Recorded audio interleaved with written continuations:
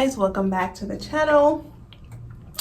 I have some, I don't know.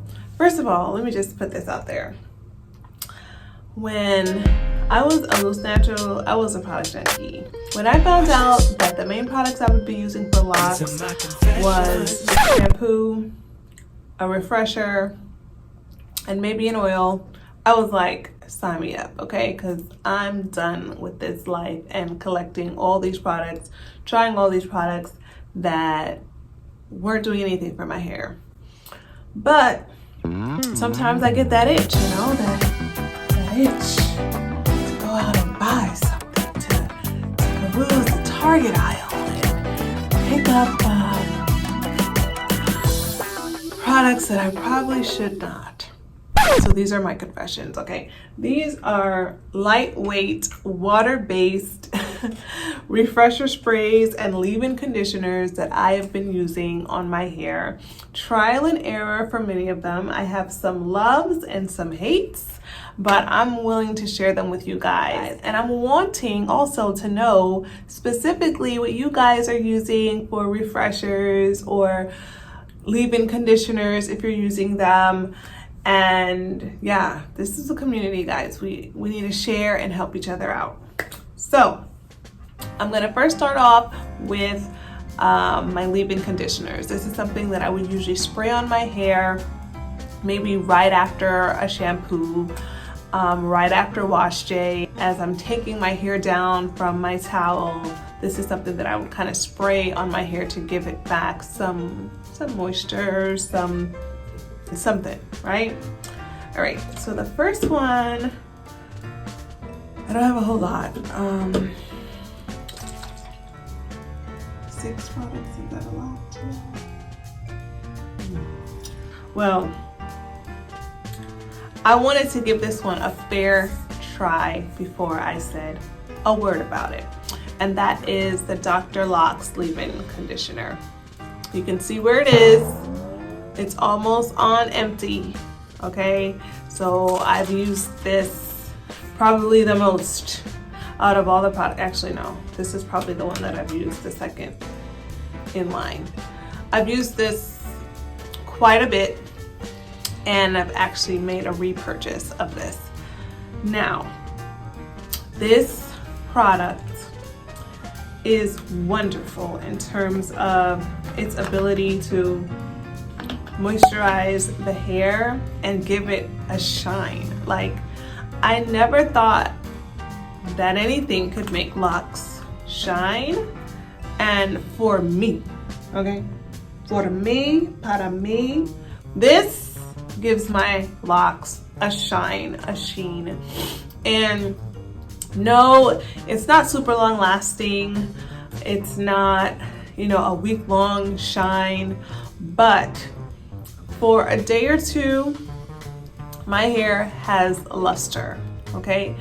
Now, the moisture, sometimes I question because it does have coconut oil in it. And I think for me, coconut oil doesn't always penetrate as it should. I do live in a warmer climate, so it's no reason why it really should be getting, you know, weird in my hair. But yeah, it doesn't give me the moisture that I really want, but it has a wonderful smell. It has an interesting way of, like, it sprays in a circle. If I could show you guys that without being weird.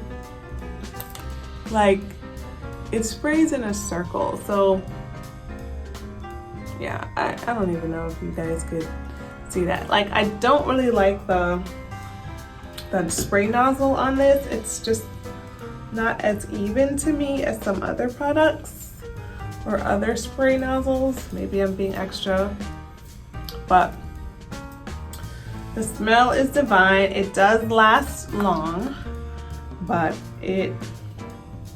I keep going back because I feel like after, especially after a wash, when your hair is still wet, I do feel like it leaves your hair feeling soft.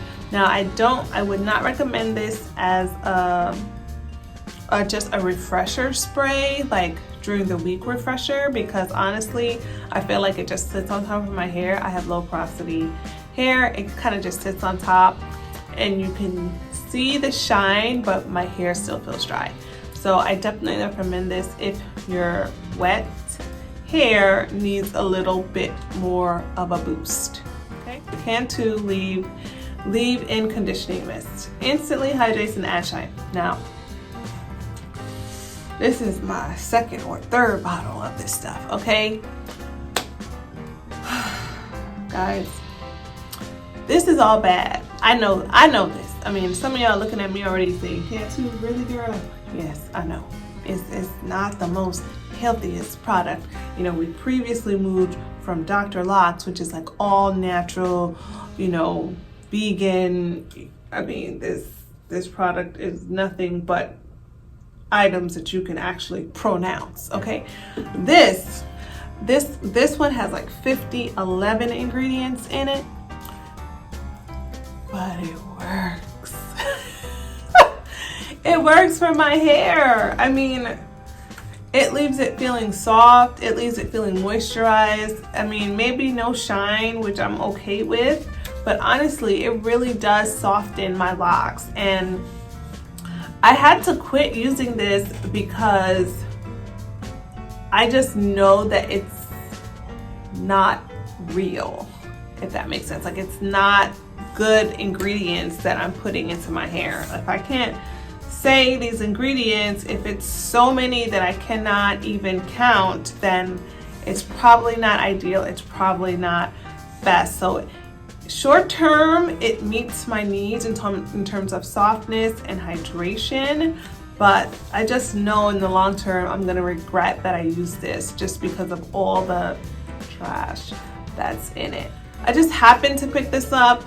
Again, this is not the cleanest of clean, but the only reason why I picked this up is because I love the smell of the shampoo, and I was like, oh, if they have a leave-in conditioner, I'm sure that this will do great for making my hair, at least the lingering smell of the shampoo is really nice. So it's like, I just thought that this would be a good addition. But guys, it's just not, it doesn't do anything for me. Even hydration, no. Shine, no. But it smells really good.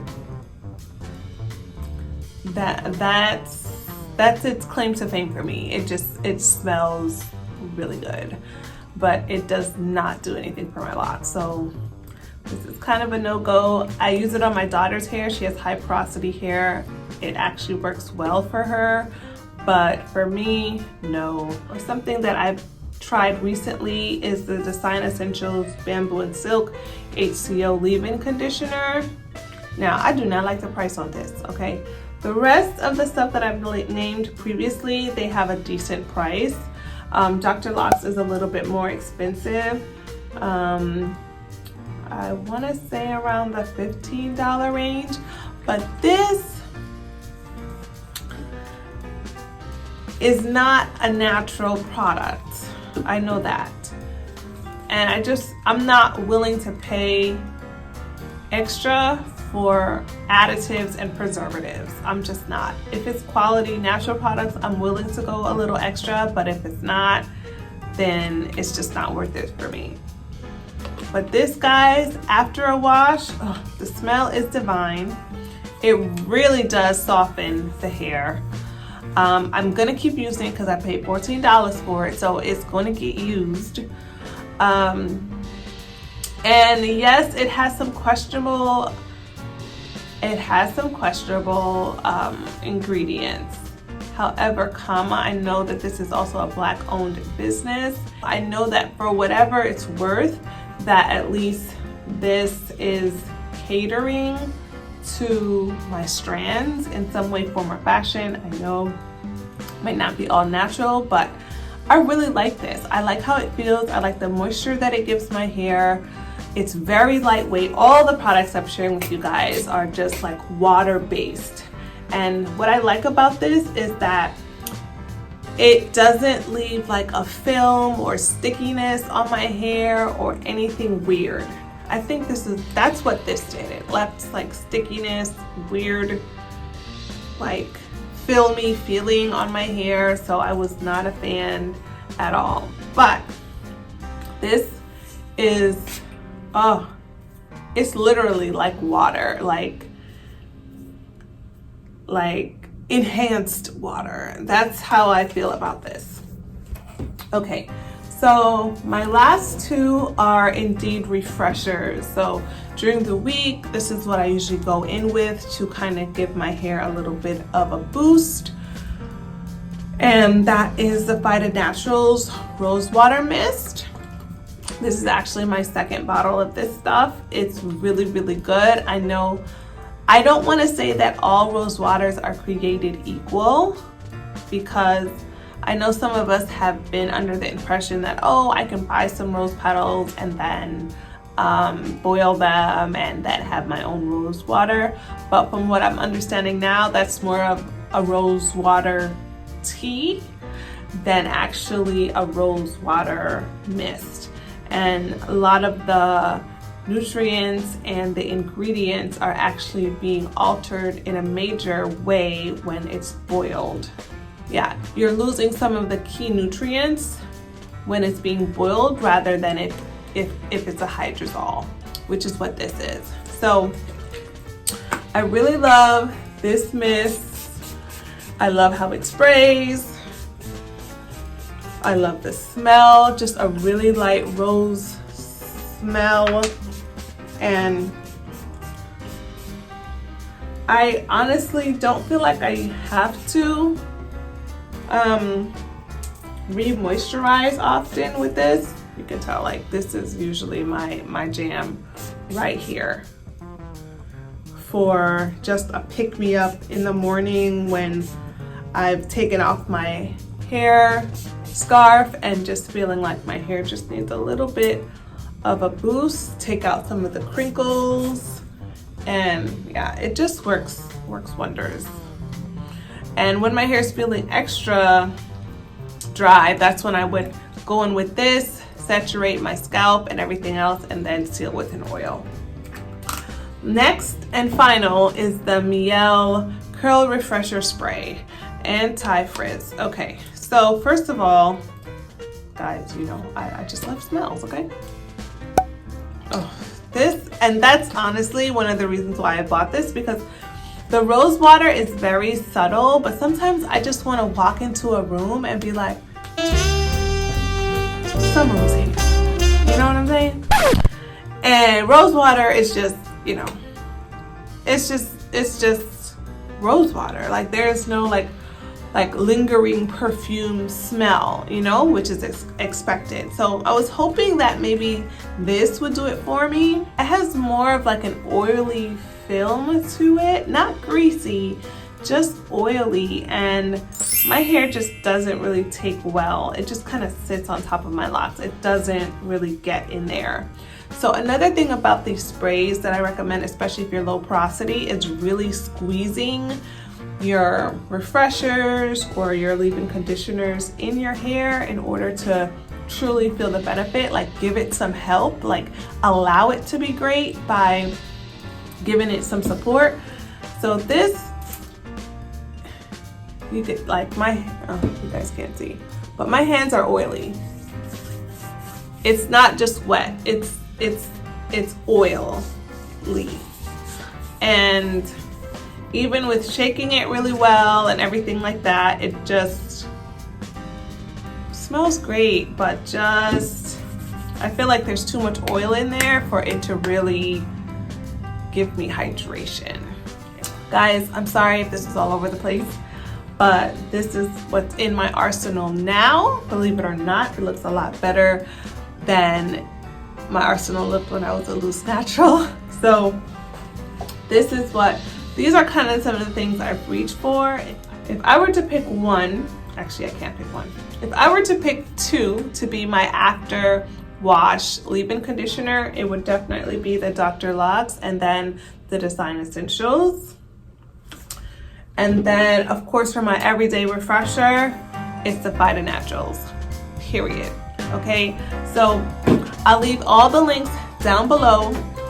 Check these out if you're interested. Let me know if you've tried any of these and how your hair responded to them. I would love to hear just some of your takes, and I'll see you guys in the next one. Thanks for watching.